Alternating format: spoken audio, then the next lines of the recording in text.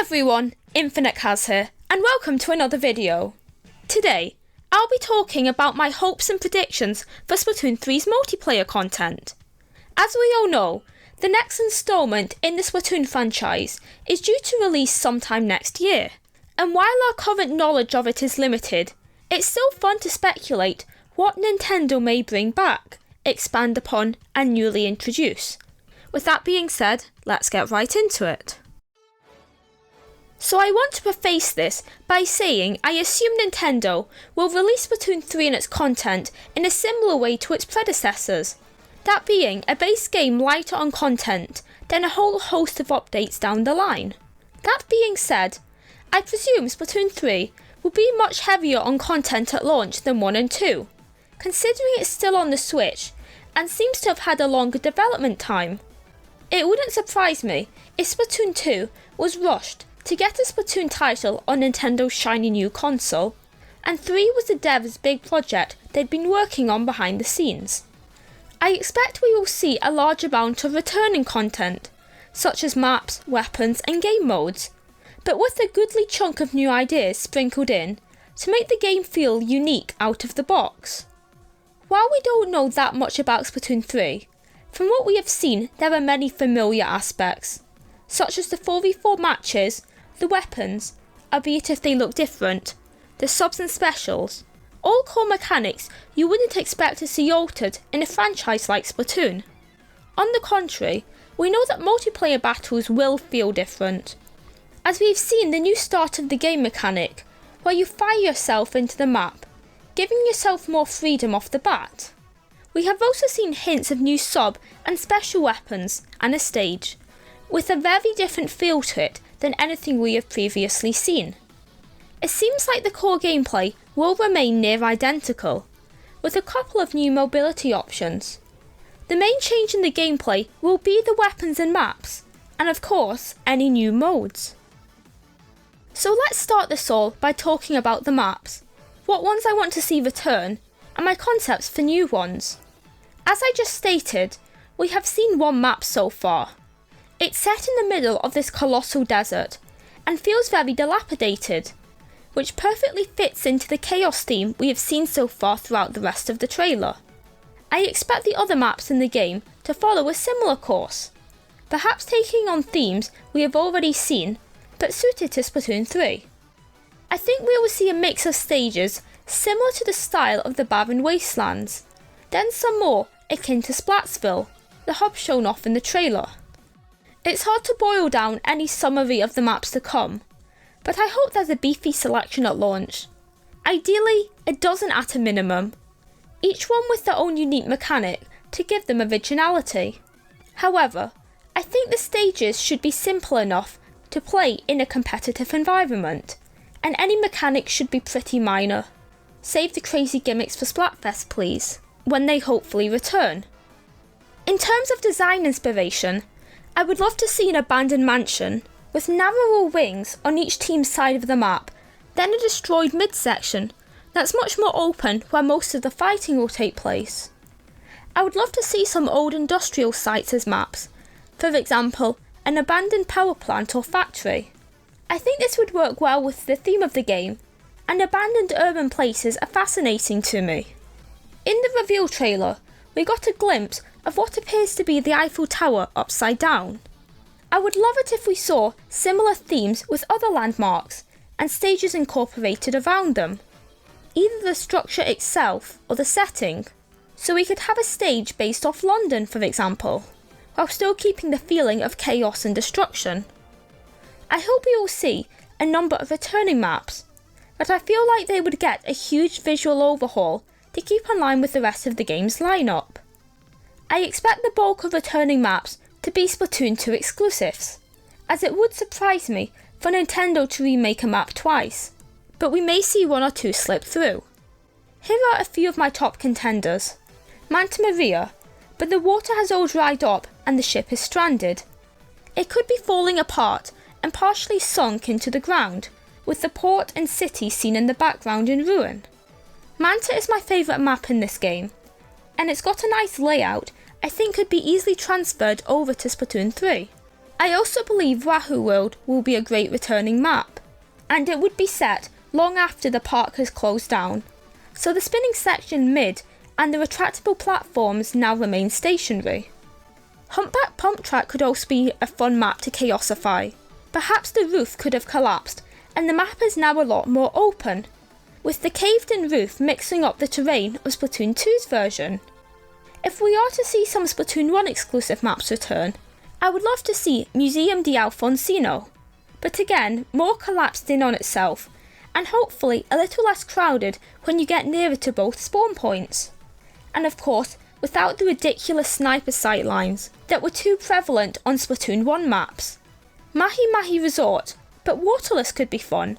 Maybe the water is replaced with some other equally terrifying substance, with the expected tweaks to the map to make it more playable and suited to a game 7 years younger than where it originated. If we see any maps that make a third appearance, I think Moray Towers is a contender, as it's the Splatoon stage in Smash and is very recognisable, even if many people hate it. Saying that, if Nintendo is to run with a new theme, I would be so interested in seeing the changes they make to Moray, and hopefully make it fairer to play on as a whole.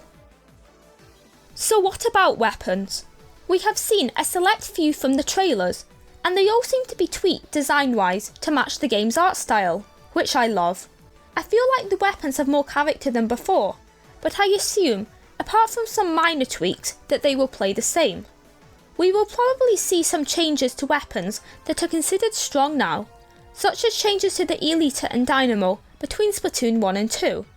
I would really like to see all Splatlings gain the ball points and Nautilus's function of being able to charge up mid-firing, as it makes them more enjoyable to play and will add cohesiveness. It's also a good time to buff some of the game's more underwhelming weapons, like the Gutuba. Is giving it range too much to ask for, Nintendo? The only new weapon we have seen as of now is the Splat Bow, which I love the look of. I think we will see variants on it, such as a much lighter one, but it's a 2-hit. I see the bow being its own class, similar to Julie's. Seeing as we got one new class in Splatoon 2, I think the same will be true again, but I would love to be proven wrong. I think we will see a host of familiar weapons at launch, and like Splatoon 2, more unconventional ones will be gradually added later on. For everyone's sake, it would be disastrous if Nintendo cut any main weapon, but I think many will only see a single kit at first. Not the biggest deal if so, but that would mean there's nothing to do if your main from the previous game ends up with an underwhelming sub and special. You will have to wait a bit for another chance. It seems like we will be seeing similar sub-weapons in Splatoon 3, but with what looks like new specials with something reminiscent of the Inkzuka being shown off. I hope they pull the Splatoon 2 card and make entirely new ones. Please no more ink armour. The only ones I see returning are the sub-launchers, which frankly I have no issues with. I would like to see specials that build on what we have seen, such as a team support special like the ink armour, a skill-based killing orientated special in a similar vein to the Inkjet. I'm excited to see how creative Nintendo gets with them as well. The Booyah Bomb and Ultra Stamp being added later in Splatoon 2's life are great examples of technically solid specials that have a lot of character to them. I'm awful at creativity, so I don't want to suggest any concepts, but saying that, I have hope that Nintendo will deliver in the special department. I hope every weapon ends up with 3 kits, maybe a more aggressive option, something more defensive, then a more unconventional one that can overhaul how you play said weapon. I hated how some weapons in Splatoon 1 and 2 had 2 kits, while others had 3. It feels so unfair, especially when some weapons were left with 2, and neither of them were great options, making the weapon as a whole redundant. I would also be interested in seeing incentives for playing different weapons. For example, achievements when you get, say, 50k turf with 10 weapons, that would come in the form of special gear. Weapon exclusive objectives that make you learn how its mechanics work would also be welcome.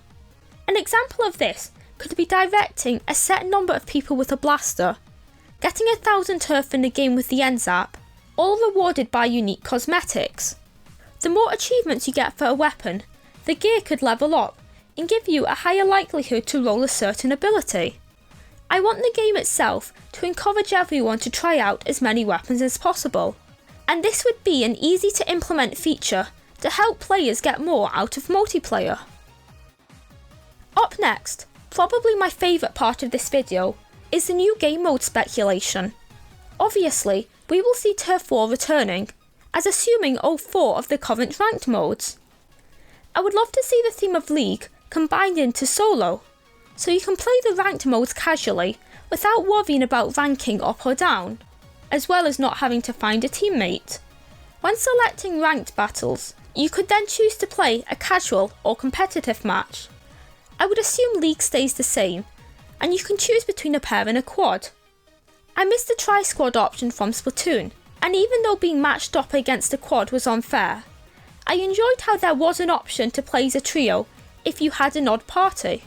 I think you could select an option to match up with quads or not, so you would either prioritise finding opponents quickly or having more balanced games.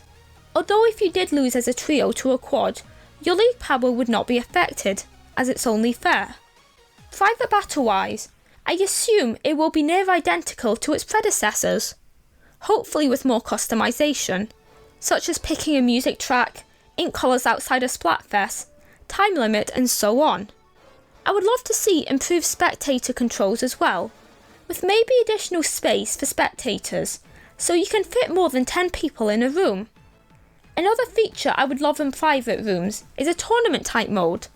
Say you can set the games in advance, the rules, how many matches you want to play, to streamline competitive matches. So what about Salmon Run? I don't think it will return, but I believe we will get some sort of new horde mode. I say this not because I despise Salmon Run, it could be great with some tweaks, but I want a mode that stays exclusive to Splatoon 2. I love the basic concept, and I think the theme of Salmon Run would fit right into Splatoon 3. But I think a different type of horde mode would be welcome, maybe with a single player option. I think a more objective-based single player experience than a simple horde mode for teams of 4 would be fun. I think an endless mode would be thrilling, where there's either an endless number of rounds or one continuous wave, and the game ends when your team gets wiped. It would add a level of competitiveness to the mode, but not overly so in my opinion, so you can still enjoy it casually, or gather a team to try and survive for as long as possible. Like Salmon Run, there should be a primary and secondary objective. I think having to destroy set bosses to collect specialised parts, the same make an escape, or build a weapon to wipe out the incoming horde could be interesting. It would mean that you would have to kill a variety of bosses, and make the mode more cooperative overall. Rewards wise, I would love to see something similar to what we currently have, but maybe you can pick a super bonus, so you are guaranteed to get something that you want per rotation. Oh, and make the mode available at all times. Why oh why are there times when Salmon Run is shot? When playing with friends, I would also love the option to pick your weapons. You could earn points slower say, or not at all, but the only way to select your weapons is in local play, and I do not have 3 friends all with copies of Splatoon to play with. Moreover, I think being able to play locally, but only needing 1 game copy would be great, although I don't think split screen would be very practical when battling it out. Unless it was a co-op mode, then being able to see each other's position could come in handy. Do I think there will be another ranked mode? I assume so at some point, although what that might be, I have no idea.